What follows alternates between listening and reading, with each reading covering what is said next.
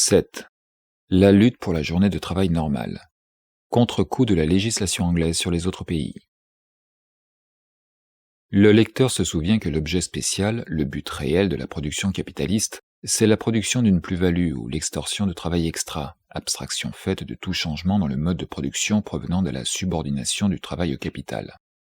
Il se souvient qu'au point de vue développé jusqu'ici, il n'y a que le travailleur indépendant, légalement émancipé, qui, en qualité de possesseur de marchandises, puisse passer contrat avec le capitaliste. Si, dans notre esquisse historique, nous avons donné un rôle important d'une part à l'industrie moderne, d'autre part au travail d'enfants et de personnes mineures physiquement et juridiquement, cette industrie n'était cependant pour nous qu'une sphère particulière, et ce travail qu'un exemple particulier de l'exploitation du travail. Cependant, sans empiéter sur les développements qui viendront plus tard, voici ce qui résulte du simple exposé des faits. Premièrement, le penchant du capital à prolonger la journée de travail sans trêve ni merci trouve d'abord à se satisfaire dans les industries révolutionnées par l'eau, la vapeur et la mécanique, dans les premières créations du mode de production moderne, telles que les filatures de coton, de laine, de lin et de soie. Les changements du mode matériel de production et les changements correspondants dans les rapports sociaux de production, note 153, sont la première cause de cette transgression démesurée, qui réclame ensuite, pour lui faire équilibre, l'intervention sociale, laquelle à son tour limite et règle uniformément la journée de travail avec ses temps de repos légaux. Cette intervention ne se présente donc, pendant la première moitié du XIXe siècle, que comme législation exceptionnelle. Note 154.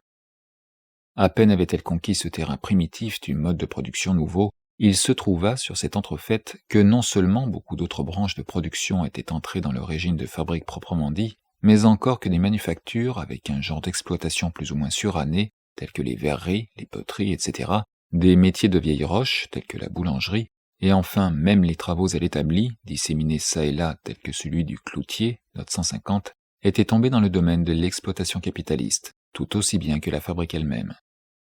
La législation fut donc forcée d'effacer peu à peu son caractère exceptionnel, ou de procéder, comme en Angleterre, suivant la casuistique romaine, déclarant, d'après sa convenance, que n'importe quelle maison où l'on travaille est une fabrique.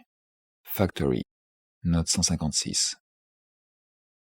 Secondement, l'histoire de la réglementation de la journée de travail dans quelques branches de la production, et, dans les autres branches, la lutte qui dure encore au sujet de cette réglementation, démontre jusqu'à l'évidence que le travailleur isolé, le travailleur en tant que vendeur libre de sa force de travail, succombe sans résistance possible dès que la production capitaliste a atteint un certain degré.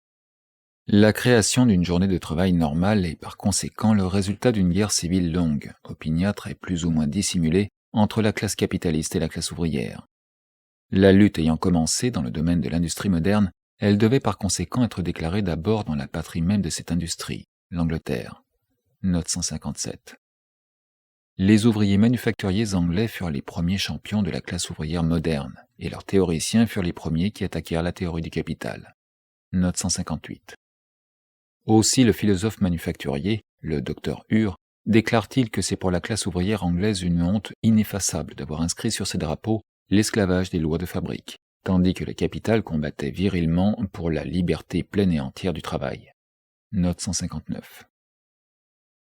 La France marcha pas lent sur les traces de l'Angleterre. Il lui faut la révolution de février 1848 pour enfanter la loi des 12 heures, note 160, bien plus défectueuse que son original anglais. Toutefois, la méthode révolutionnaire française a aussi ses avantages particuliers. Elle dicte du même coup à tous les ateliers et à toutes les fabriques, sans distinction, une même limite de la journée de travail, tandis que la législation anglaise, cédant malgré elle à la pression des circonstances, tantôt sur un point, tantôt sur un autre, prend toujours le meilleur chemin pour faire éclore toute une nichée de difficultés juridiques. Note 161. D'autre part, la loi française proclame au nom des principes ce qui n'est conquis en Angleterre qu'au nom des enfants, des mineurs et des femmes, et n'a été réclamé que depuis peu à titre de droit universel. Note 162. Dans les États-Unis du nord de l'Amérique, toute velléité d'indépendance de la part des ouvriers est restée paralysée aussi longtemps que l'esclavage souillait une partie du sol de la République. Le travail sous peau blanche ne peut s'émanciper, là où le travail sous peau noire est stigmatisé et flétri. Mais la mort de l'esclavage fit éclore immédiatement une vie nouvelle. Le premier fruit de la guerre fut l'agitation des 8 heures, qui courut, avec les bottes de 7 lieues de la locomotive, de l'océan Atlantique à l'océan Pacifique, depuis la Nouvelle-Angleterre jusqu'en Californie. Le Congrès général des ouvriers à Baltimore, 16 août 1866, fit la déclaration suivante. Ouvrez les guillemets. Le premier et le plus grand besoin du présent, pour délivrer le travail de ce pays de l'esclavage capitaliste, est la promulgation d'une loi d'après laquelle la journée de travail doit se composer de 8 heures dans tous les États de l'Union américaine. Nous sommes décidés à mettre en œuvre toutes nos forces jusqu'à ce que ce glorieux résultat soit atteint. Note 163, fermez les guillemets.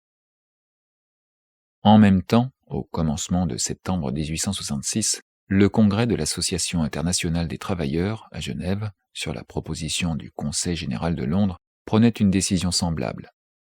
Ouvrez les guillemets. Nous déclarons que la limitation de la journée de travail est la condition préalable sans laquelle tous les efforts en vue de l'émancipation doivent échouer. Nous proposons 8 heures pour limite légale de la journée de travail. Fermez les guillemets.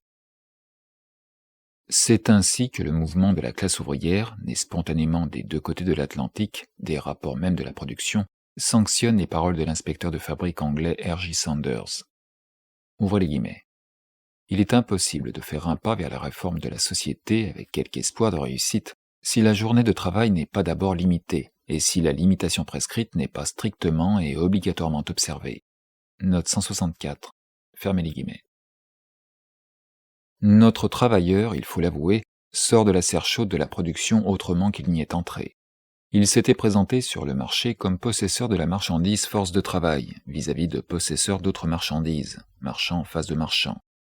Le contrat par lequel il vendait sa force de travail semblait résulter d'un accord entre deux volontés libres, celle du vendeur et celle de l'acheteur.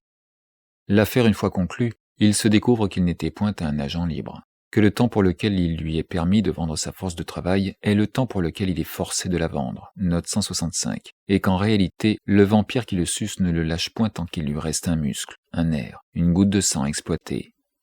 Note 166. Pour se défendre contre, entre guillemets, le serpent de leur tourment, note 167, il faut que les ouvriers ne fassent plus qu'une tête et qu'un cœur, que par un grand effort collectif, par une pression de classe, ils dressent une barrière infranchissable, un obstacle social qui leur interdise de se vendre au capital par contrat libre entre guillemets, eux et leur progéniture, jusqu'à l'esclavage et la mort. Le pompeux catalogue des droits de l'homme est ainsi remplacé par une modeste grande charte qui détermine légalement la journée de travail et, ouvrez les guillemets, indique enfin clairement quand finit le temps que vend le travailleur et quand commence le temps qui lui appartient. Note 169, fermez les guillemets. Quantum mutatus habilo. Quel changement au regard d'autrefois.